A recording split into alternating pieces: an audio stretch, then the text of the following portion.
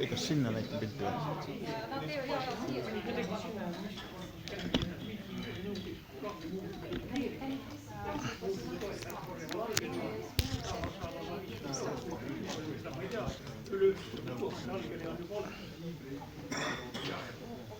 Right, ladies and gentlemen, are we back ready?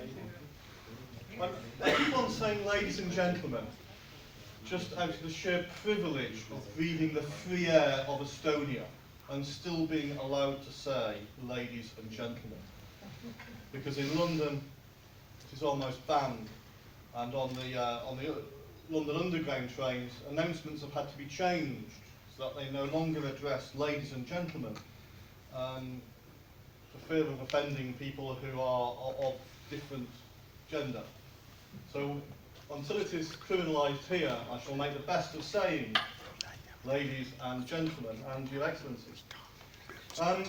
This final session, this panel discussion, we want to be a little bit more intimate, and certainly for yourselves not to feel like the audience at a conference, but much more the participants in a more open conversation. So I'm joined by three colleagues.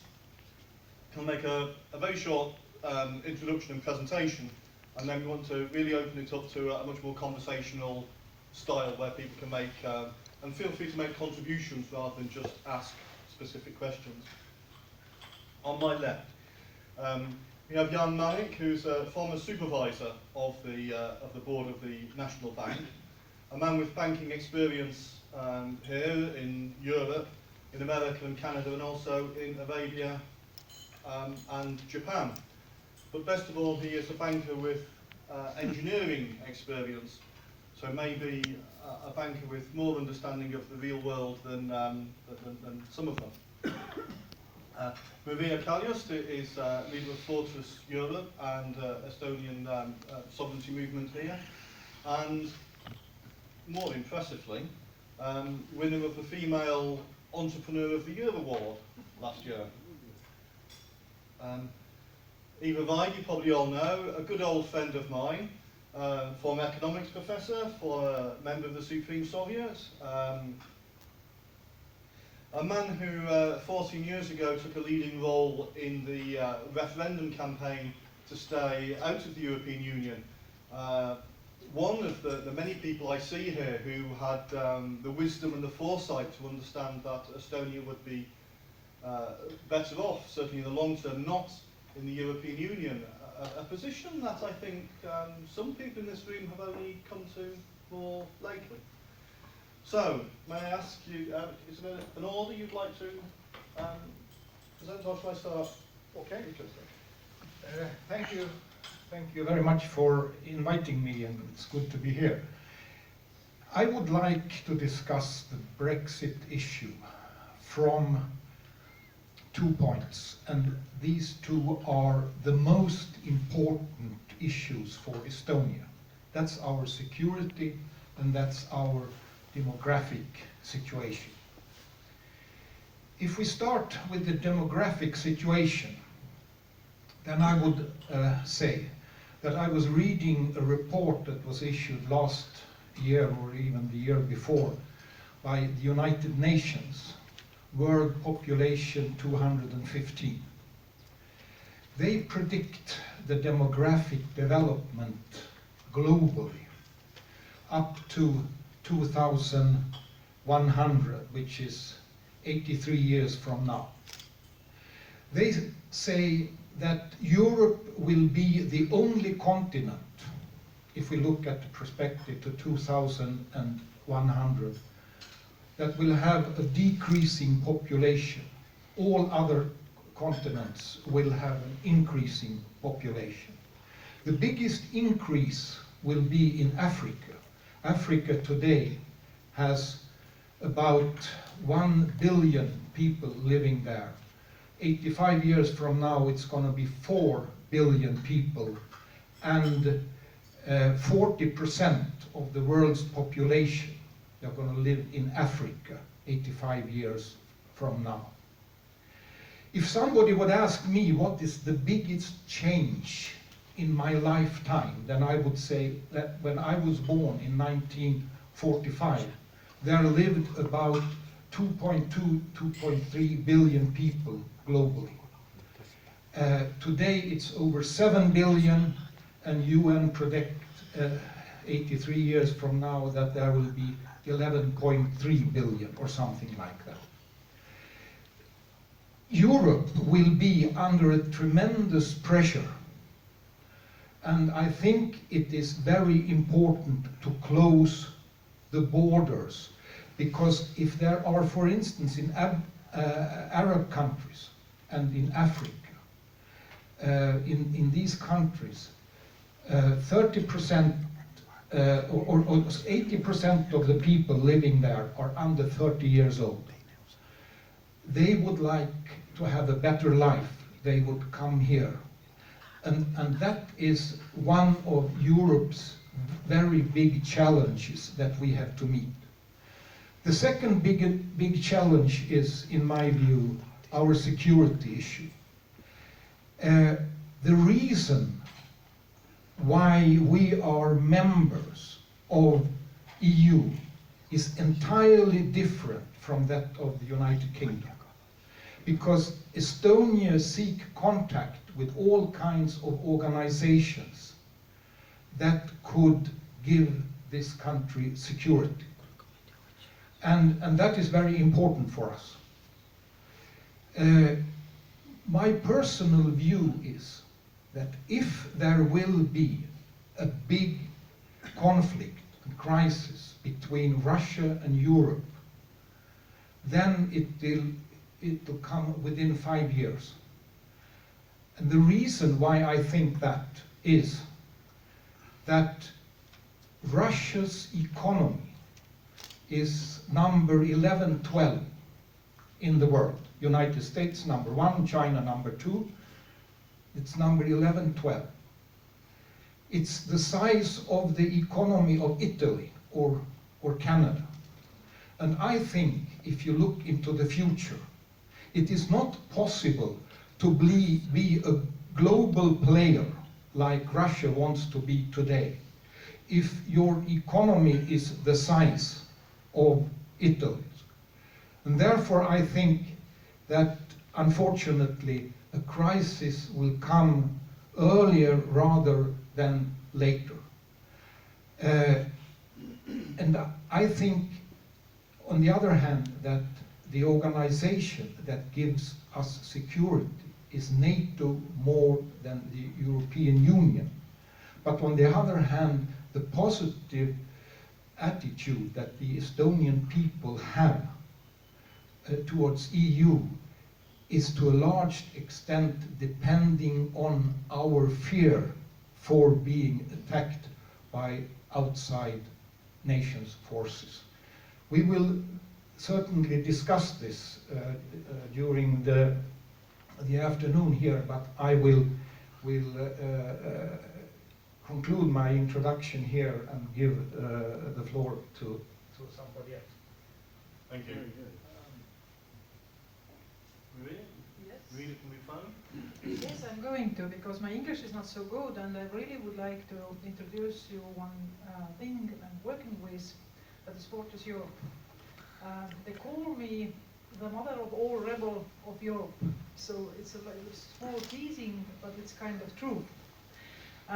In 23rd of January 2016, me and representatives of 23 countries, we signed a Prague Declaration. It's not long. I would like to read it to you. It's okay.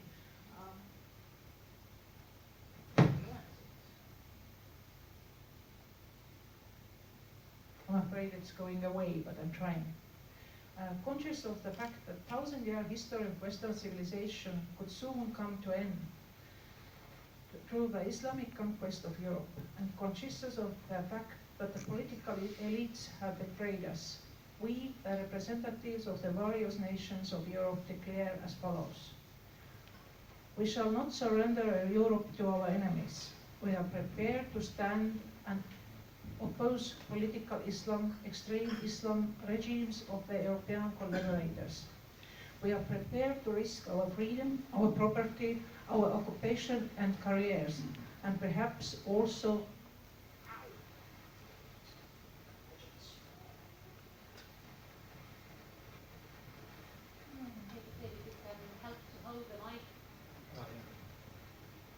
we are prepared to risk our freedom, our property, our occupation and careers, and perhaps also our lives as generations have done before us. It's our obligation to future generations.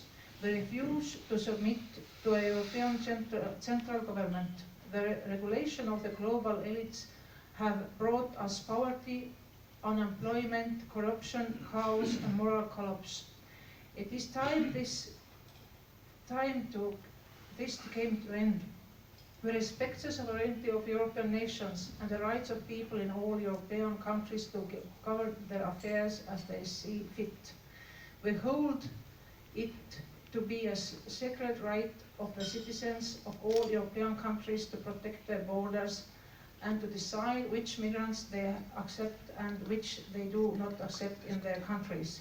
We call attention to our common European roots, traditions and values, as well as the historical alliances of our nations. We are resolved to protect Europe, freedom of speech and all other civil liberties, as well as our common way of life together. We shall manifest this resolve. We made a big demonstration where in every country we had demos in one time. And what I think it's time for Estonia to prepare to leave the EU for the sake of its people and culture. Doesn't move. Anyway, we have to get out. Otherwise, we will melt in liberal acid and it will be end of that what we are. So definitely in a time of 5 to 8 years, I think something has to change. And I think in that time we are not alone. There will be more countries. And we have been discussing that with those nationalists of Europe many times. And perhaps we are not in the same with relationships with neighbors about maybe even traditional values and stuff, but things we think all in the same way is about migrants and about independence of small countries. And I'm sure there will be exits, and more the European Union will collapse.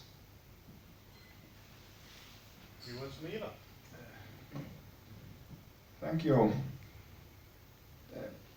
Let me start from mentioning that small states, small national states can survive only together with bigger national states in a globalized world. This means that our future depends very much on how Great Britain will handle the Brexit and how Great Britain will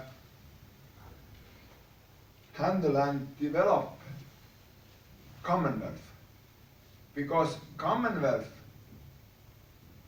is a bigger Great Britain than only England, Wales and North Ireland. And in a globalized world, only globalized nation states survive. This means that nation states should enlarge to cover all democratic nation states should cover all the world. And Great Britain is best example so far in this field. This means that the other nation states should develop also to become bigger. So the France, so Finland, so Estonia, and so on. And Great Britain should develop not only Commonwealth, should develop transatlantic relations. Biggest economic powers in the world, United States, Great Britain is not the second anymore. Great Britain was first economic power in the 19th century, but still is fourth nation state in the world in economic terms, and probably third or even second in military terms. And that's why I guess that there is need to establish, to work out and implement a new transatlantic project. New transatlantic project should be designed, discussed, institutionalized, and financed immediately after the Brexit. This is the idea which was implemented when United Nations have created, when League of Nations failed. And if European Union will fail like some people they predict, then the world needs something to replace this. And this replacement might be transatlantic cooperation, where Great Britain should play a crucial role between American states, I mean United States, Canada and Mexico combined, and European states. That's why, in my vision, London should be center for new transatlantic cooperation, which will guarantee the peace and security and prosperity for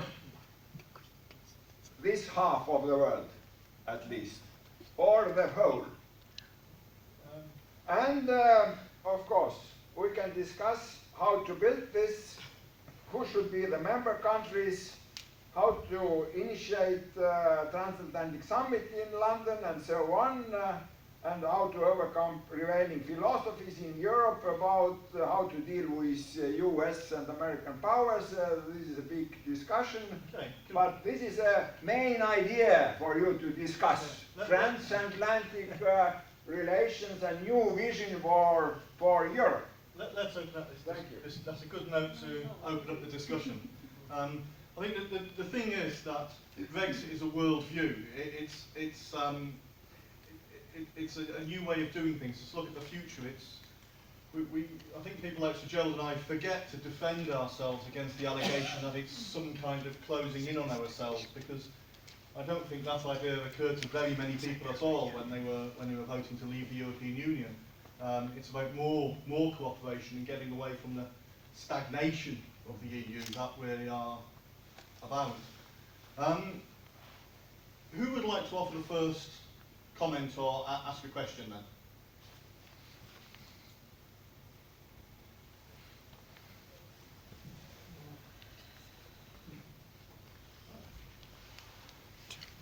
I should want to return back to this topic, which was started by Mr. Mennik. It is the relationship between depopulation and policy. And my question is that not only in Europe, but also in Russia, there is a depopulation. The birth rate per one woman is about the same what is in Estonia, about 1.5, 1.6 children per woman. And it is generally among the citizens of Russia. It is clear that among the Russian women it is less, and among the Muslims it is bigger, and the rate of Muslims is growing in Russia. So my question is, can it be predicted when the depopulation will start to influence the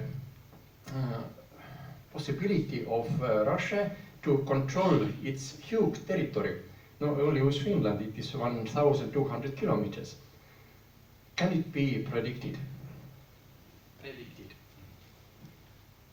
Yes, I would like to say that Russia is a part of Europe.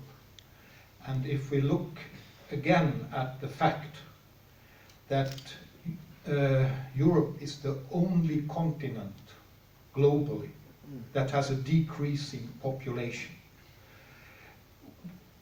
Ivar, when I heard your kind of argumentation here, then what I think is that we have had 500 years of European dominance globally in the world. It started, in my view, when Columbus went to America and Vasco da Gama sailed to India, which was about 500 years ago. Canada, it was a British and French country in a way. Immigrants from France and Britain. USA was built up by Europeans. In South America, people speak Portuguese and Spanish. Australia, it's English. Africa, we all know, still in Kenya, English is the official language. We have been dominating the world for 500 years, Europeans, and especially people from the UK, I would say. This, I think, has come to an end.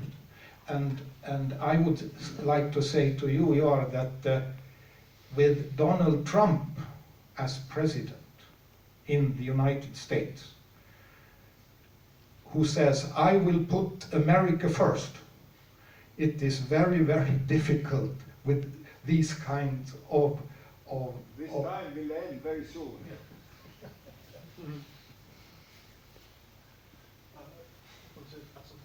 Of course, difficult, but this time will end very soon because yesterday night they will start pushing him away already. They started to push him away in America. Okay, I would like to say about Donald Trump also a few words. Fortis Europe supported Donald Trump's campaign in a time when nobody in Europe really supported him. And the reason why is really not our business.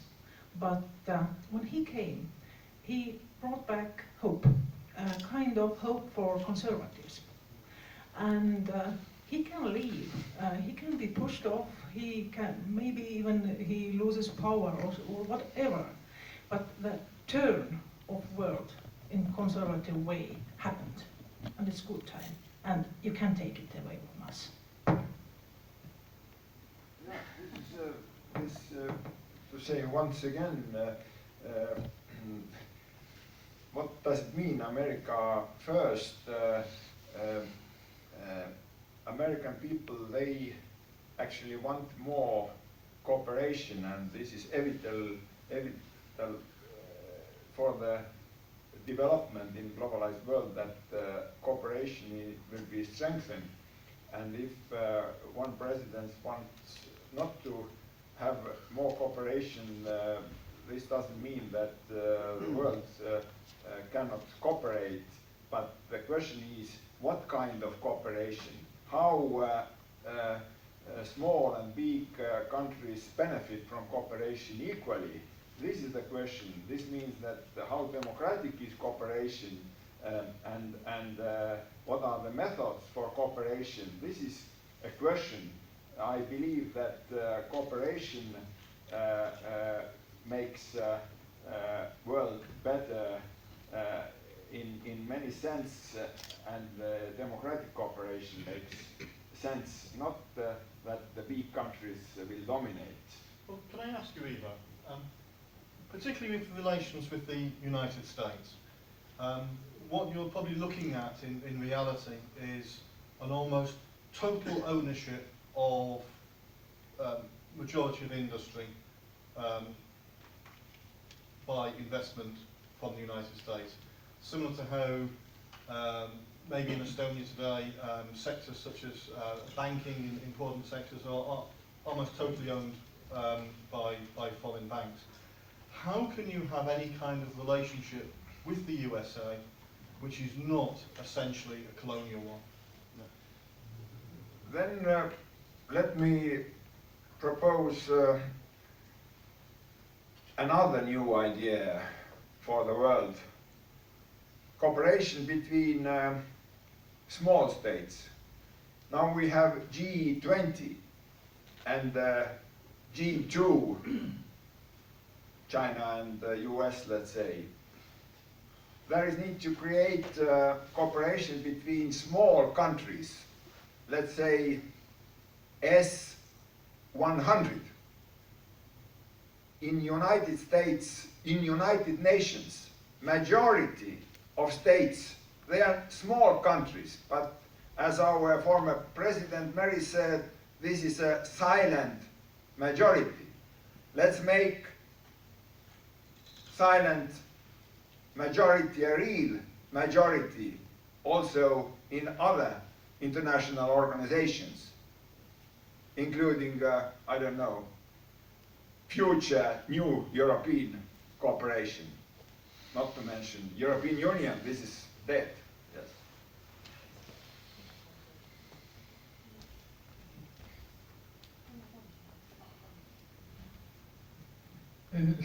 Thank you. Concerning remarks by Ivar, you yourself mentioned that in fact it was idea of the Lennart Meri to convoke the summit of the small countries and here in Tallinn.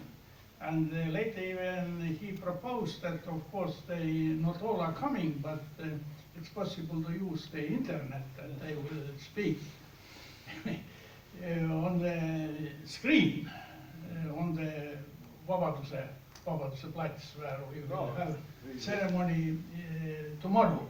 But two things I want to say. At first, to Mr. Manning concerning the fear that there are only 5 years until the Russian invasion. Let's say that there are as minimum 5 years more. Because if we are looking the foreign policy of Russia, Putin is a big geopolicy player. And I was the first, using this word, who put attention that Russia concluded and signed its border agreements together at the same time with 5 neighbors, starting Estonia, Latvia, Kazakhstan, China and Japan. And it was not difficult to understand, analyzing the timetable, how this process in fact was very synchronized. And now when we are speaking about Russian expansions policy, it is going in parallel to south and to the north. I already mentioned this speech of Putin in München in 2007. It was in February. And the next big event for Russians, it was to put the Russian flag. To where? To the North Pole. Of course, under the water. But it was a great success of the Russian scientists. And if we are looking now, let's say starting the invasion to Georgia in 2008, a month later, Putin and Medvedev, who was president, both affirmed the start of the military expansion of Russia to the north. At first to the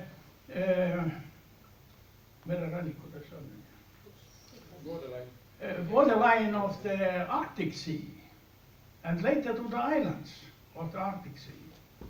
And the same, or the next stage in this north expansion started immediately after the annexation of the Crimea and starting war in East Ukraine.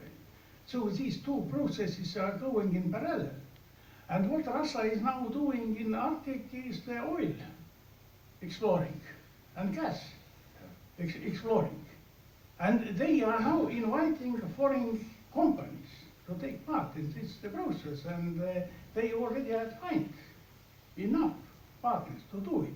So let's give them time to explore the north and its resources, and it will give us additional 5 years. But concerning the role of the Great Britain after the Brexit, I will remind that there was a good tradition which started with David Cameron time as Prime Minister. It were the regular meetings of the Prime Ministers of United Kingdom, Nordic countries, and the Baltic countries.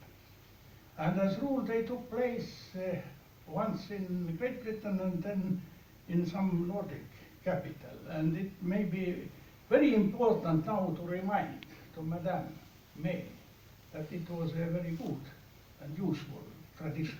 Thank you. Absolutely fascinating. Let me just pick up on that last point.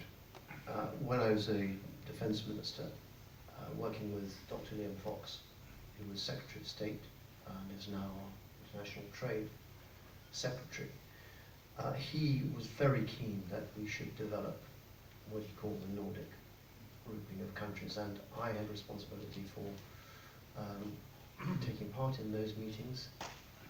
And Ivar, thank you very much for filling the gap that will clearly arise in 2019 when we have nothing else to do, having left the European Union. So you'd just like us to do the modest thing of reorganizing the rest of the world. So thank you very much for that. I'm sure we can do that in 6 months. But I think that Britain's departure is unquestionably going to raise a whole raft of new questions. And the idea of either a Nordic, some sort of Nordic gathering may work, because the fact is that the countries which are really suffering, particularly as a result of the euro currency, are the southern European states. Let me repeat what I said earlier. So I think there is an opportunity. We clearly do have a special relationship with the United States, and we need to do our best to exploit that. And I take the message back that it is not just on our own behalf, but on behalf of others who feel the same way as we did. And I would just say to you, Jan, I quite agree with you. I think that we make a big mistake by not recognizing that Putin continues to have expansionist ambitions. And the reason is because he has completely failed to do anything about his domestic economy. He is wholly reliant on strutting around the world, interfering in other countries to retain the support of the Russian people. Deeply, deeply worrying. So thank you for that. And the population entirely. I would say that the question, in my view, is not if we talk about 5 or 10 years. The question is that Russia is militarily very, very strong right now, but time is working against them, because to develop, I'm an engineer as was, to develop new aircrafts, submarines and military equipment, you need money and you need an economy. And if your economy is the size of the economy of Italy, you cannot play a global player forever. It's not a question of it if it's 5 or 10 years, but I think we live in a very dangerous world right now, because if something happens, it happens in the near future. That's at least how I see it. Can I take the conversation along a similar direction, since we are here in Tallinn? In Sir Gerald's presentation, he reminded us of some historical events 100 years ago, when the Royal Navy came and helped those Estonians struggling for their independence. Now, although British people are absolutely sweet and lovable, you have to ask yourself, why did the Royal Navy sail through a Baltic Sea full of mines to help the Estonians? The reason was really that there was a British self-interest. The German Empire was collapsing, we could say, in 1918, after the end of the First World War, and the Russians, with the Bolsheviks, were becoming more assertive. You could say those events are very similar to what we see today. The reason that the Royal Navy was sent here was that the British, and if you drew the parallel to today, you'd have to say the British and the Americans, as he was saying, might see it that a band of independent democratic nations suited international purposes today as they did 100 years ago. So, when I asked Eva, how do you have a relationship with the United States which is not essentially colonial, it wasn't a rhetorical question.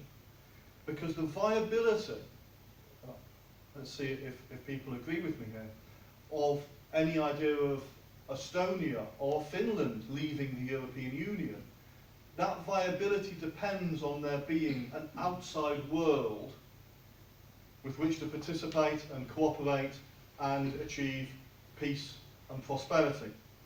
So you do have to have a relationship with the Americans, but as Lady Thatcher might have said, what's the point of rolling back the frontiers of the European Union to see them reimposed by Washington? It's a question that faces us. The viability depends on the view of the outside world. Let's say we can start from cooperation with Canada. Great Britain should have a first cooperation agreement on trade and other issues with Canada, and then with Iceland, Norway, other EFTA countries, Scandinavian countries, and something should build up once again. And as we know from history, Great Britain, when common market, so-called, was established, then United Kingdom established the European Free Trade Association in parallel. Why not? Once again, should take initiative and build up EFTA with Canada, not EFTA, but with other, now worldwide free trade association, with New Zealand, Australia, India, or Canada, and so on, to build up the new organization, and then the rest of Europe should join. Why not? But for that also, to add to this, I have the concept of North Atlantic Trade and Security Area. To add also that Great Britain scientists, philosophers, like in Cambridge or in Oxford, should work out the concept of the future of the nation state. We talked about too much about Russia. This is not so much about the future of the nation state, how the Russians they act there in Arctica or Antarctica. Of course, Russia is also big nation state, but this doesn't help us very much we need to build up and to find out the concept. And I think that the Great Britain philosophers, they should work out the new concept for a nation state. And there are big famous universities, and if they are coming out with something new, this will work. This will work. Absolutely right. Yeah. Do you have a... Christina has...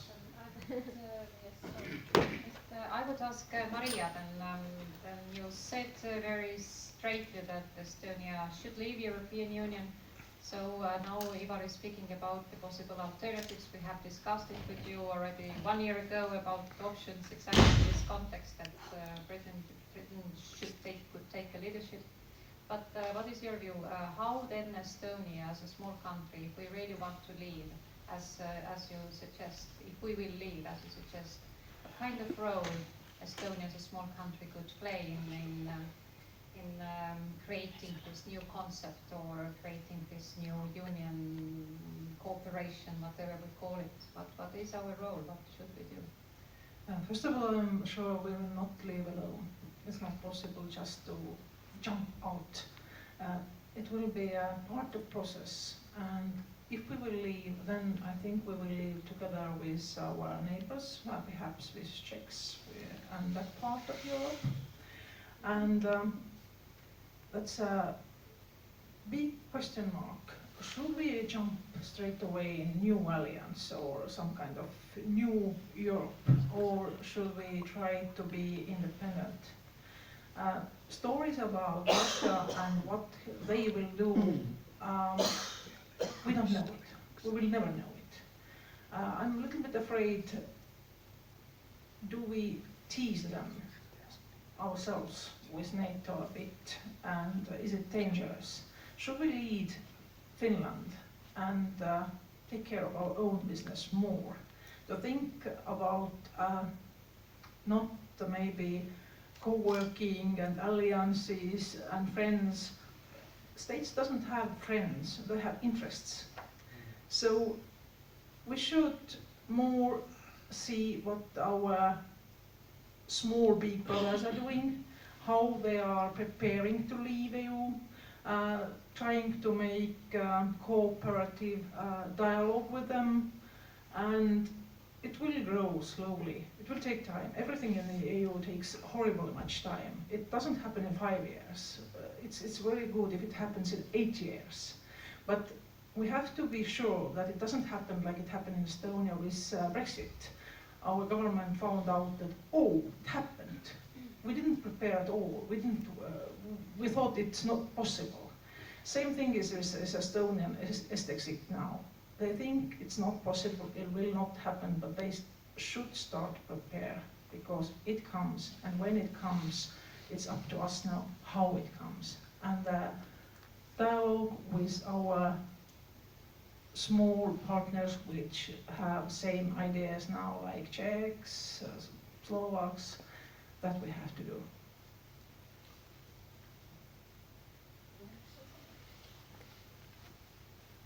I would like to add something on this discussion regarding Finland.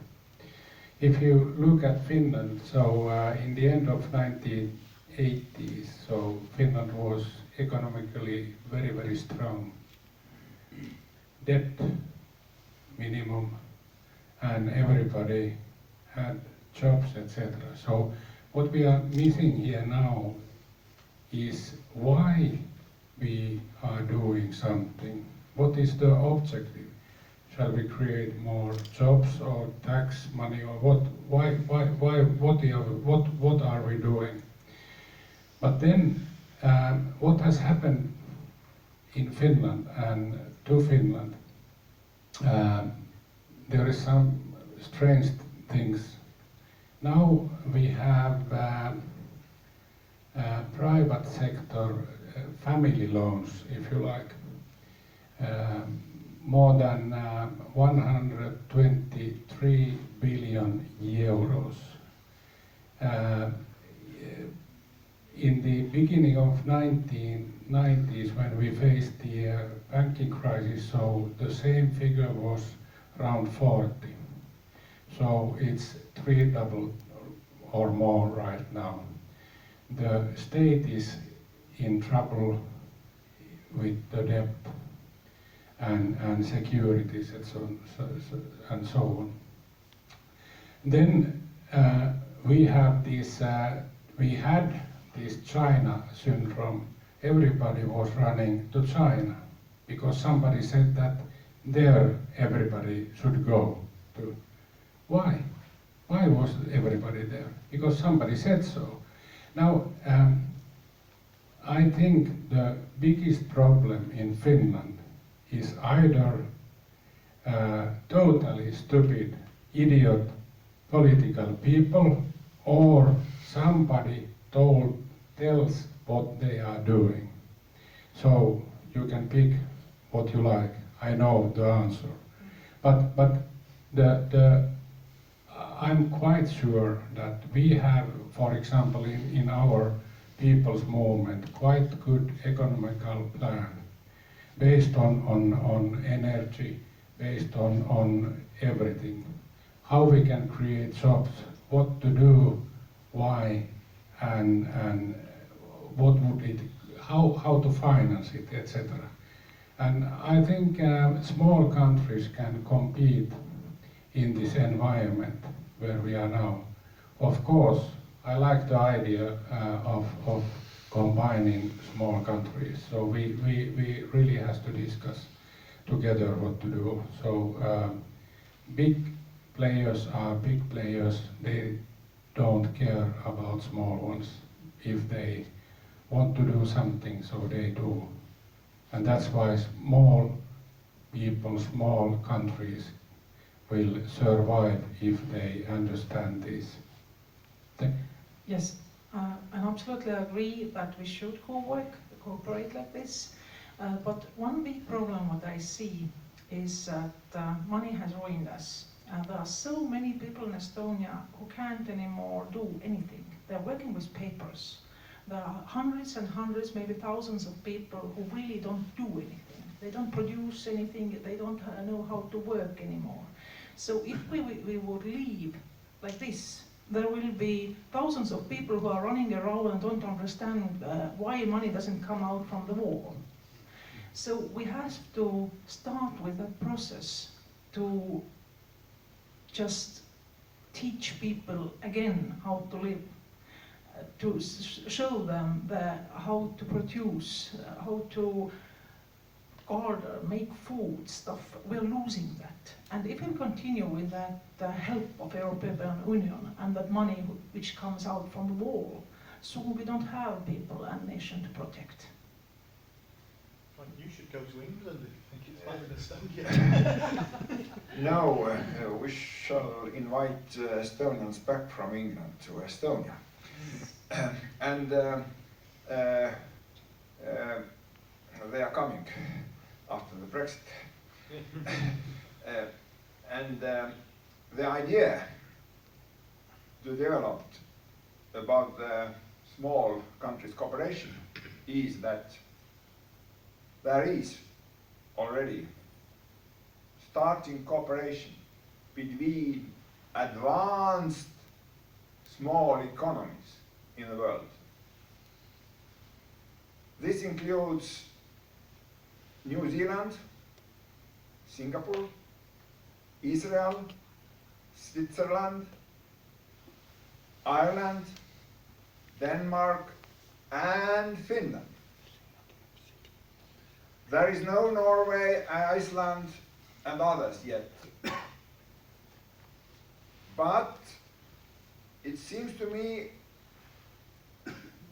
if Estonia is ready for a new start, Estonia has chance to join to this small advanced economies initiative worldwide. This is first time my statement such kind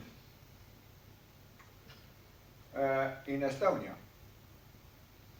because I have discussed this idea already in New Zealand, in other countries. Estonia has a chance, but still I don't see the Prime Minister who wants to. There is only such what is this false promise.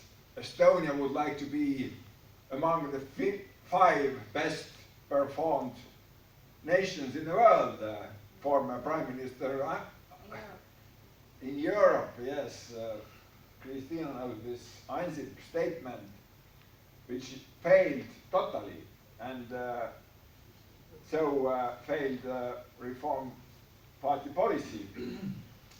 But I don't want new idea to fail, and that's why there is need to keep. But this means that we should work very closely with Finland and cooperate with Finland.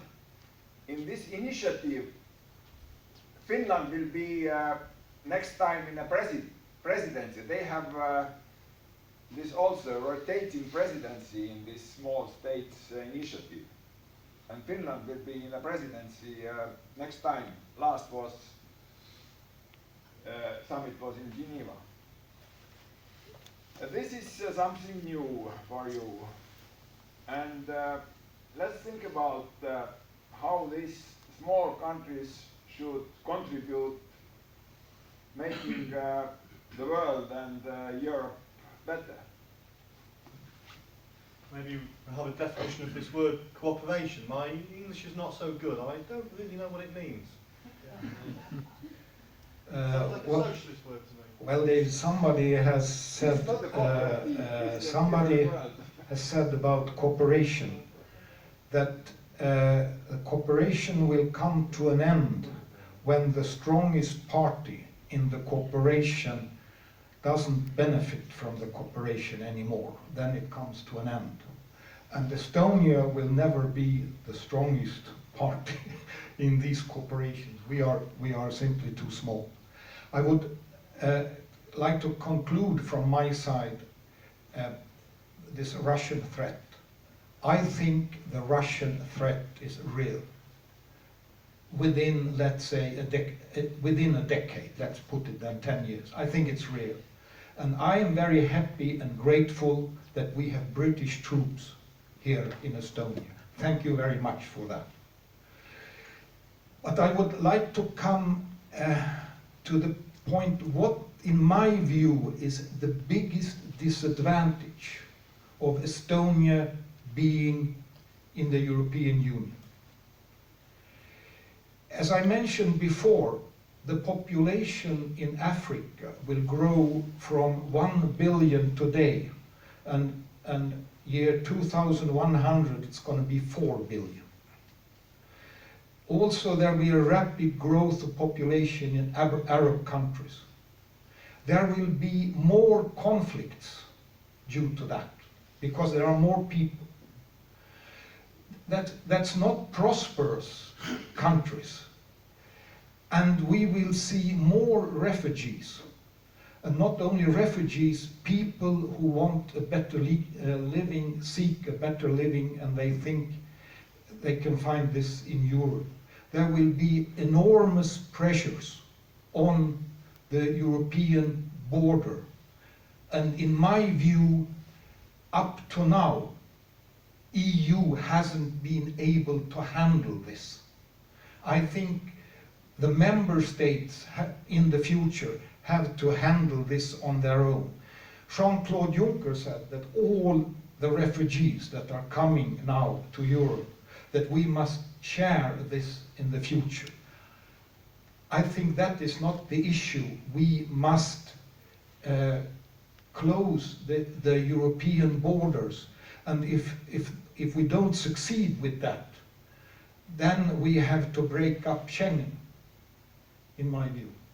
And every country decides who is welcome and who is not welcome. And when it comes to the refugee crisis, I think personally, we have seen nothing yet. We have seen nothing yet.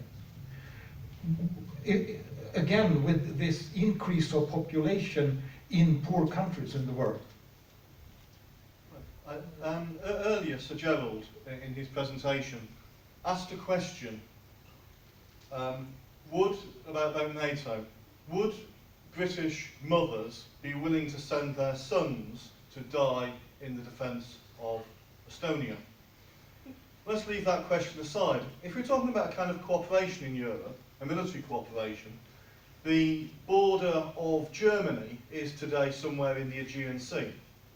And by extension, the Estonian border is also in the Aegean Sea. Once you get to those islands, you can, if Angela Merkel had her way, be able to come and live in Estonia and enjoy all the mosquitoes and the cold weather and all of that. How many of you here, if you're of military age, a much easier question, would be willing to serve in a military unit which defended the Estonian border in the Aegean Sea? Would you be prepared to serve in a military unit that did what Viktor Orban has done? Make a physical reality of the border, which cannot be crossed without the permission of the authorities. Would you be willing to do that?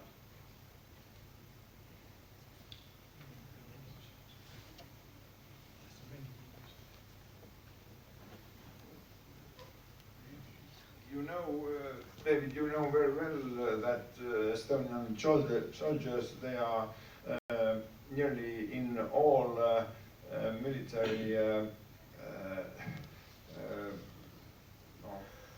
actions where they fight together with British and Danish soldiers. Oh, I'm asking the question because I know the question is yes. I talk to my neighbours. Yes. Neighbours who are actually in helmet, and they would be willing easily to go do that. Yes, then probably I didn't understood your question, but there is no question that Great Britain, British and Estonians, they should fight together and vice versa. They can Estonians, they can help British people. Estonians, they are ready to die for British people and vice versa. Like this was also with Kiwis, with this Anzac, this New Zealand and Australian troops. They were together with British ones. But the other question is that the European Union is not the optimal currency zone, and some South European EU member countries, they are not ready to fight with us. I don't want to mention, but I visited some South European countries, and they said openly, in an open meeting, publicly, that they are not, if Russians, they will invade to Estonia, that they, as NATO member countries, they are not going to fight against Russia. These some South European countries. There I see the problem. And the problem is that don't predict that European Union should collapse easily and quickly. European Union should... the question we've been discussing isn't just immediately just now, wasn't the hypothetical invasion from Russia, but the real invasion that's taking place across the Aegean, across the Mediterranean. There are literally millions of military-aged men arriving in Europe. If we could be dispassionate and view this in any other period of history, we would call it an invasion. It is happening, it is real. And it's a question, you know, we didn't address this morning. We're talking about European defence and NATO. Is that it's a mystery, I think, to many of us that this invasion is taking place, and no one's doing a damn thing about it. Yeah, okay. Why are there not soldiers being sent from here to the Aegean Sea? It is something of a mystery. either people don't care that this invasion is happening, or what? I mean, what do people think the answer is? David, sorry I'm breaking you. I think that most of people doesn't understand what you said because you quoted one word CNC, or I don't know what it is. Can you explain what you mean by this? Mis see lühend on, mida ta siin CNC, the unit or? What you call to defend? What is the place what you mentioned? Oh, the Aegean Sea. The Aegean Sea, the sea that's between Greece and Turkey, with all the little Greek islands that the rubber boats come across, the Aegean Sea. So I thought gentlemen in the splendid t-shirts being uncharacteristic and quiet. I have one answer and one question. The answer is, 3 days ago, I spoke to my son, who recently joined the defense organization Kaitseliit. And I asked from him the inside information. What do you think? How many of the boys who are participating in Kaitseliit are just interested in playing with guns? How many of them are really wanting to defend Estonia? He said that the possibility to play with guns is in some other places also. The men in Kaitseliit, they want to defend Estonia. And the question is that I remember when there was the terrorist attack in Paris, and if I am correct, there was 130 victims, and about 2-3 days later, Jean-Claude Juncker said that there will be no change in immigration policy. If the states and political organizations don't have friends, they have interest. What is the interest of the Juncker's team to bring in the immigrants? Does somebody knows? May I answer that?